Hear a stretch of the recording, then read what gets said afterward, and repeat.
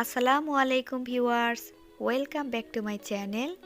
আজকে আপনাদের সাথে পালং শাক দিয়ে এক ভিন্ন ধরনের রেসিপি শেয়ার করব।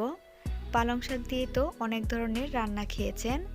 আজকে আপনাদের সাথে শেয়ার করব পালং শাক দিয়ে রুই মাছের ঝোল। এই রুই মাছের ঝোল পালং শাক দিয়ে অনেক মজা হয়। আশা করছি আজকের এই রেসিপিটি আপনাদের সবার কাছে অনেক ভালো লাগবে। পালং শাক দিয়ে তরকারি রান্নার জন্য প্রথমে আমি এখানে 2 আটি পরিমাণ পালং শাক নিয়েছি।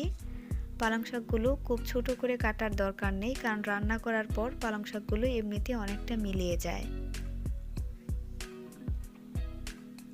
পালং শাকের সাথে আমি এখানে আলু দিয়ে দিচ্ছি। আধা কাপ পরিমাণ আলু নিয়েছি। আমি এখানে দেশি আলু নিয়েছি।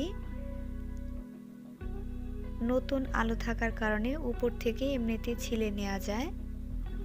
সাথে নিয়েছি পেঁয়াজ, মিডিয়াম সাইজের একটা পেঁয়াজ কুচি, আর নিয়েছি কাঁচামরিচ। রুই মাছ দিয়ে আজকের পালং শাকটা আমি রান্না করব। আপনারা চাইলে যে কোনো মাছ দিয়ে রান্না করতে পারেন।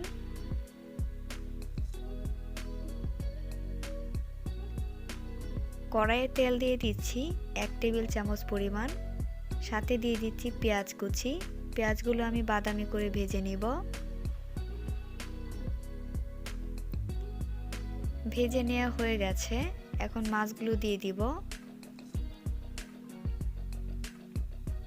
মাছ দিয়ে অল্প পরিমাণে পানি দিয়ে দিচ্ছি। লবণ দিয়ে দিচ্ছি পরিমাণ মতো। মরিচের গুঁড়া 1 চা চামচ, হলুদের গুঁড়া আধা চা চামচ, ধনিয়ার গুঁড়া আধা চা চামচ। মশলাটা খুব ভালোভাবে মিশিয়ে নিব। অল্প পরিমাণে পানি দিয়ে মাছগুলো ভালোভাবে কষিয়ে নিতে হবে।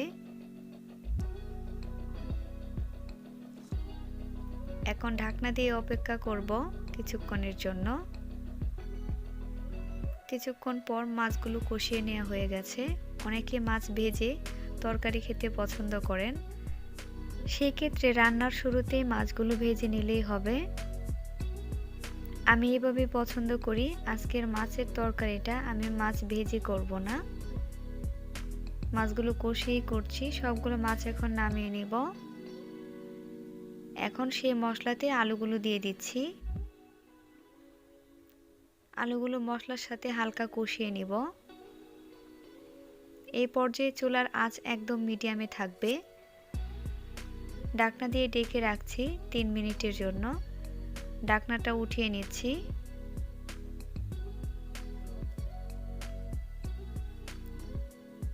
আলুগুলো অনেকটাই সিদ্ধ হয়ে গেছে। হালকা নেড়ে ছেড়ে এখন পালং শাকগুলো দিয়ে দিচ্ছি।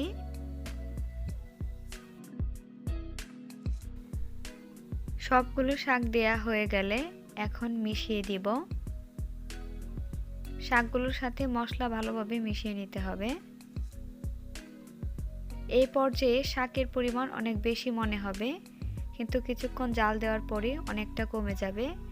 ঢাকনা দিয়ে ঢেকে আমি 3-4 মিনিটের জন্য রান্না করে নিয়েছি। আমি এখানে আধা কাপ পরিমাণ পানি দিয়েছি। আপনারা ঝোলের পরিমাণ বেশি রাখতে চাইলে সেক্ষেত্রে 1 কাপ পর্যন্ত পানি দিয়ে দিতে পারেন।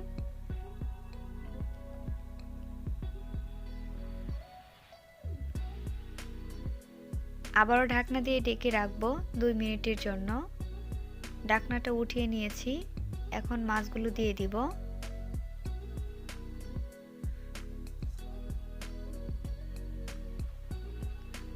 সবগুলো মাছ আমি দিয়ে দিচ্ছি। সাথে কাঁচামরিচের ফালিও দিয়ে দিলাম। রান্নার শুরুতেই কাঁচামরিচ দিবেন না।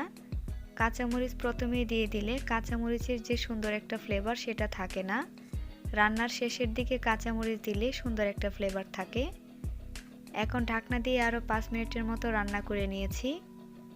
দেখতেই পাচ্ছেন ঝোলের পরিমাণও অনেকটা কমে গিয়েছে, সেই সাথে তরকারিটাও একদম সুন্দরভাবে হয়ে গিয়েছে। আলুটাও খুব ভালোভাবে সিদ্ধ হয়ে গেছে।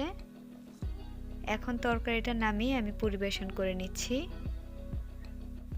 অনেক কম সময়ে এই পালং শাকের ঝোলের তরকারিটি রান্না করে নেওয়া যায়, আর খেতেও হয় অনেক মজা। আশা করছি আজকের এই তরকারির রেসিপিটি আপনাদের সবার কাছে অনেক ভালো লেগেছে। ভালো লেগে থাকলে অবশ্যই বাসায় ট্রাই করবেন। কেমন হয়েছে জানাতে ভুলবেন না। ভিডিওটি দেখার জন্য আপনাদের সবাইকে অসংখ্য ধন্যবাদ।